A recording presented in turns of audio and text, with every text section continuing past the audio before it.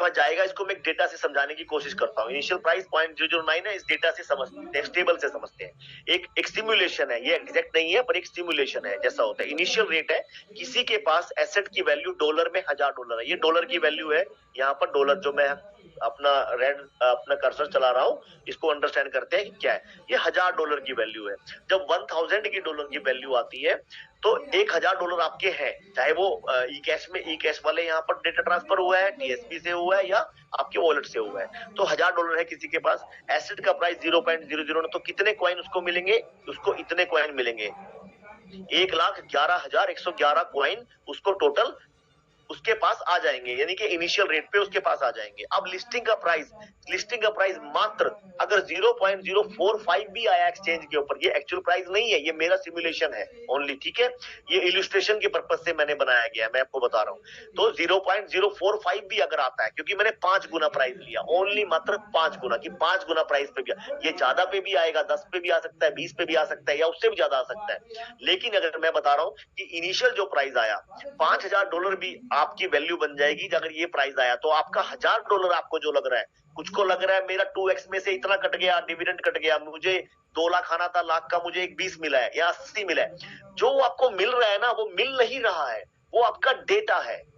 उस ट्रैप में मत आइए आप अपने माइंड के। कोई आपको बोल देगा सर कम मिला है, 1 लाख का 2 लाख मिला, नहीं सर। एक्चुअलिटी को समझने की, मेरी वर्ड पे जाने की, समझने की कोशिश कीजिए। मैं इसको पहले फिनिश करता हूँ, फिर मैं इस बात पे बात करता हूँ। 5 गुना आपकी एसेट की वैल्यू कितनी हो जाएगी लिस्टिंग पे? 5000। इमीडिएट ट्रेडिंग स्टार्ट होगी, आप सेलिंग करने के लिए जाएंगे, वहां पर बड़े बड़े बायर खड़े होंगे, क्योंकि वहां मिलियंस में उस जो मार्केट आरडब्ल्यूए की कैटेगरी को देखकर, मेटा सिल्वर्स के यूज केस को देखकर और मीम कॉइन के जो हाइप के हमने जितने भी पैरामीटर, जितने भी फंडामेंटल वहां लगाए हैं, जितने भी मार्केटिंग के टूल हमने यूज किए हैं, उनके बेस पे और उन एक्सचेंजेस पे ऑलरेडी जो इतने मिलियंस में यूजर हैं, वो वहां पर बायर होंगे। तो क्या होने वाला है देखिए, जब अगर मान लीजिए लिस्टिंग पे ट्रेडिंग पे जाएंगे, ट्रेडिंग पे अगर ये $1 से भी कम रहा, मैं $1 भी लेके नहीं जा रहा, 0.9 भी रहा, कितना? 0.9 भी रहा, आपके कॉइन तो अभी भी इतने ही है। आपको तो कितनी वैल्यू आपकी बन जाती है $1000 की? आप देखिए $1,00,000 आपकी वैल्यू पहुंच जाती है, $1,00,000 आपकी वैल्यू पहुंच जाती है, अगर आप इसको अंडरस्टैंड करो तो। अब उसमें से पहली सेल में 1% भी आपने बेचा, कितना? 1% भी बेचा, तो $1000 जो बन रहे थे आपके, $1000 पहली सेल में ही, यानी कि आने वाले क्वार्टर के अंदर ही आपके पास आ जाएगा। जैसे ये एक्सचेंज पे ये लिस्ट होगा, आपकी जेब में पैसा इमीडिएटली, और आप फ्री हैंड हो, रखो बेचो, ये आपकी मर्जी है।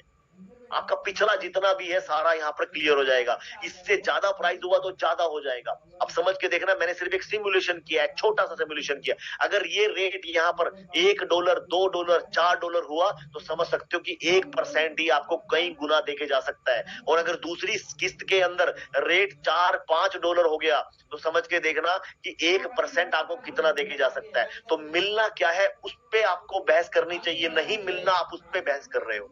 जो आपको डेटा यहाँ पर दिख रहा है, जो डेटा आपके टीएसपी में जो आप ट्रांसफर कर रहे हो, वो डेटा है। डेटा आपने घर लेके नहीं जाना, आपको जो एक्सचेंज के ऊपर बेच के जो पैसा मिलेगा, वो बात करनी है आपको, कि मुझे कितना पैसा एक्सचेंज पे मिलने वाला, क्या मेरे को 1 लाख का 2 लाख मिलेगा या नहीं मिलेगा, आपको वो सोचना है। जब आप पेन पेपर पे लेके बैठेंगे और इस टेबल के अकॉर्डिंग भी बात करेंगे ना, उसके बाद भी बैलेंस आपके पास कितना बचता है? $99,000। और टोकन कितने बचते हैं? $1,10,000। ओनली आप 1%, 1111 टोकन ही सेल करे हैं आपने। समझ के देखना, इतने टोकन अभी भी आपके पास। जब सेकंड किस्त के अंदर आप दोबारा रिलीज करेंगे, आपको बेचा जाएगा नेक्स्ट 2-3 महीने में, जब उससे नेक्स्ट में, तो आप समझना कि कितना पैसा आपके पास आ चुका है। फिर आप बात बोलना कि मुझे 1 लाख का 2 लाख मिला या 4 लाख मिला या 10 लाख मिला। ये मैटर नहीं करता कि अभी डेटा क्या बोल रहा है। मैटर ये करता है कि जब बाद में एक्सचेंज के ऊपर आप जाके लिस्ट करेंगे, तो उस टाइम पर आपको क्या पैसा मिलना है, हाथ में जो पैसा आना है। क्योंकि प्रोजेक्ट ने जो ये प्रोसेस बनाया है, आपके हाथ में पैसा देने का प्रोसेस आरडब्ल्यूए प्रोटोकॉल से है। यहाँ से सिर्फ डेटा ट्रांसफर है। तो इन चीजों को ध्यान देना है। कोई बंदा हो सकता है ज्यादा रेट पे प्राइस करे, कुछ बंदा हो सकता है छोटे। अब एलपीएनटी वाले हैं, कुछ लोग थोड़े से एलपीएनटी बेच के लाखों करोड़ों रुपए बना गए, कुछ लोग लाखों एलपीएनटी लेके भी कुछ नहीं बना पाए। क्योंकि ये टाइम की बात होती है, आपने कितना सेल किया, लास्ट में पैसा कितना हाथ में आया, तो ये मैटर करता है। वाइन टोकन के नंबर्स जो है वो मैटर नहीं करते, वो बैठे रह जाते हैं। बात आती है कि आपने पैसा एंड में कितना लिया। तो जो अभी आपको आपके टीएसपी पे डेटा है, वो